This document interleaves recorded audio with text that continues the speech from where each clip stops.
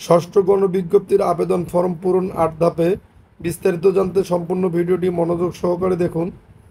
বেসরকারি শিক্ষা প্রতিষ্ঠানে ১ লাখের বেশি শিক্ষক নিয়োগের ষষ্ঠ গণবিজ্ঞপ্তি প্রকাশ করেছে বেসরকারি শিক্ষক নিবন্ধন ও প্রত্যয়ন কর্তৃপক্ষ এনটিআরসিএ। আগামী ২২ জুন থেকে আবেদন শুরু হবে। প্রার্থীদের ৮টি ধাপে আবেদন ফরম পূরণ করতে হবে।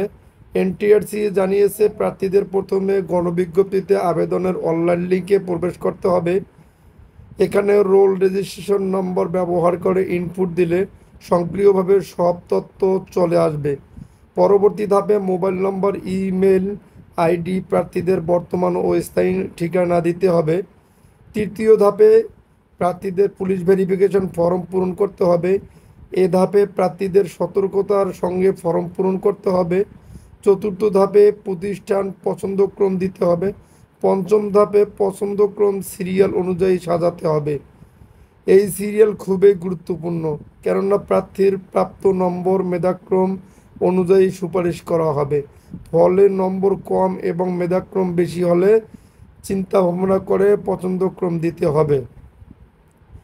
আবেদনের ফর্ম পূরণের ষষ্ঠ ধাপে প্রার্থীর ছবি ও সিগনেচার আপলোড করতে হবে।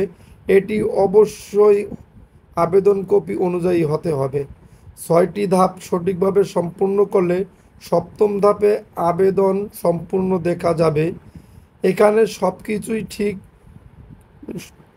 এখানে সব কিছু ঠিক আছে কিনা তা পুনরায় দেখে নিতে হবে। সব ঠিক থাকতে তবেই আবেদন সাবমিট করতে হবে। অষ্টম অর্থাৎ শেষ ধাপে প্রার্থীদের আবেদন কপি ডাউনলোড করতে হবে। যদি আপনাদের নিউজটি ভালো লেগে থাকে তাহলে অবশ্যই আমাদের চ্যানেলটি সাবস্ক্রাইব করে রাখবেন, কেননা এনটিআরসির সকল নিউজ সবার আগে দেওয়ার চেষ্টা করি আমরা।